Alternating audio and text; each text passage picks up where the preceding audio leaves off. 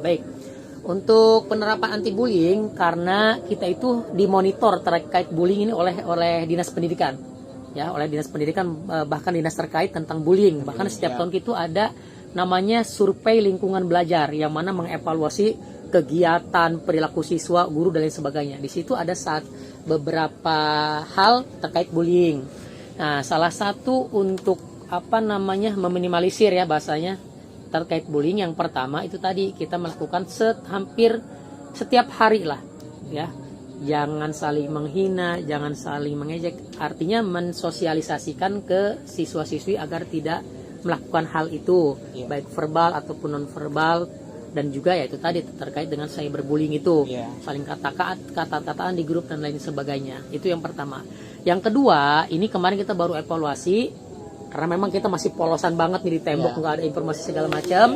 Itu nanti rencana kita akan membuat poster terkait bullying, no bullying seperti itu. Untuk apa? Untuk mengingatkan siswa-siswi kita agar tidak melakukan hal itu. Oh, berarti melalui media-media ya, Pak? Betul, dan di media sosial pun ya, karena kan kita punya media sosial, kita terus mensosialisasikan itu, gitu, baik kepada siswanya ataupun ke orang tuanya, orang tua masing-masing.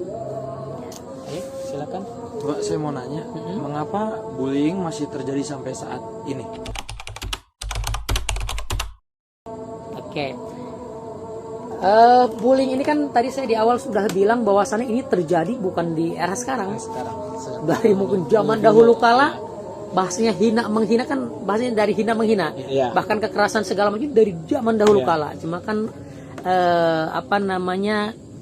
kata bullying itu baru muncul belakangan ini saja kan ya.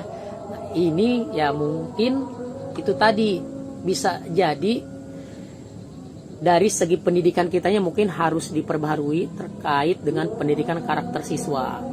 Itu yang sangat penting, gaya komunikasi siswa terhadap temannya. Karena yang kita ketahui ketika kita melakukan bullying kepada teman kita, itu kemungkinan si orang yang pelaku bullying itu merasa senang dan kayaknya merasa puas gitu. Oh, saya udah mukul dia, saya udah ngata-ngatain dia. Jadi kayak semacam apa ya? Ya itulah tadi, sesuatu hal yang negatif, seseorang melakukan hal negatif itu pasti ke dianya merasa senang. Padahal di samping itu ya ada kepuasan tersendiri, apapun bentuknya, bukan hanya bullying, terkait apapun itu menjadi kepuasan tersendiri yang padahal itu menjadi bumerang buat dirinya ataupun buat orang lain. Ya, bahkan kan kita baru mendengar isu kemarin di Jakarta kan, ada siswa sampai bawa bom, merakit sendiri itu sampai bullying itu luar biasa. Bahkan ya yang saya masih lihat di media sosial sekarang kan, bahkan efek bullying itu lebih dahsyat gitu, sampai membawa akibatnya kematian. Betul. Dan sekarang ini bukan dari bullying secara fisik ya. Kalau fisik otomatis itu udah jelas parahnya. Yang paling ini ya yang non verbal itu dari perkataan kita. Makanya kan dulu pepatah orang dulu kan di Mahfuzat itu ada kan, salamatul insan fi hifdzi lisan itu. Keselamatan seseorang itu tergantung lisannya. Lisan itu, jarum itu tidak bisa menembus batu yang kuat, batu apapun, besi apapun, tetapi lisan bisa menembus itu. Jadi sekarang itu yang lebih parah itu dari lisan kita. Kadang kan kita apalagi zaman sekarang salah ngomong sedikit, udah bisa menimbulkan huru hara yang luar biasa. Itu kan contohnya kemarin bom itu kan, sampai itu sudah parah sekali itu, luar biasa parah. Sudah fatal berarti. Sudah fatal. Bahkan di luar negeri ada kan, sampai dia datang ke sekolahannya, dia bawa pistol langsung satu-satu ditembakin. Saya lupa di mana, di negara mana gitu ya. Itu efek bullying. Terakhir kemarin tuh kalau nggak salah di Amerika ya, seorang pemuda ya bawa pisau ya sampai bunuh orang-orang yang di sekolah itu. Berarti intinya parah berarti ya. Ya betul. Karena itu tadi akhirnya kan dia dibullying dan nggak ada wadah untuk dia mencurahkan itu. Ya kan, karena keterus-terusan disengaja oleh pelaku itu, terus akhirnya kan dendam tersendiri, meluapkannya dengan cara seperti itu. Jadi bullying ya itu tadi, kalau misalnya kita di sekolah nih, caranya itu tadi, mungkin kita bisa meningkatkan pendidikan karakter kepada siswa. Itu salah satu mungkin ini kita. Terus juga selain pendidikan karakter, gimana caranya menumbuhkan rasa empati terhadap teman. Jadi kan saya pernah melihat video di Jepang. Ada seseorang siswa yang sakit, entah itu apa, tapi ketika dia buang air, buang kotoran apapun itu melalui, mungkin kalau di rumah sakit kayak selang, Iya. tapi dia sekolah tapi masuk kayak ke tabung gitu di perutnya. Iya, iya, iya. Ketika sekolah tiba-tiba pecah. Oh. Nah, saya melihat di Jepang, ya ini mungkin realita ya, Iya. realita dan fakta. Kalau di kita mungkin ketika ada hal yang seperti itu, Iya. pasti kita mentertawakan, Iya, iya. menjauhinya segala macam. Saya Iya. melihat di Jepang itu Tidak ya. semua temannya terdiam, bahkan Iya. yang teman semejanya itu, ya dia diam, Iya. gitu. Tidak ada yang mentertawakan, tidak ada yang, ih kamu jorok segala macam, enggak.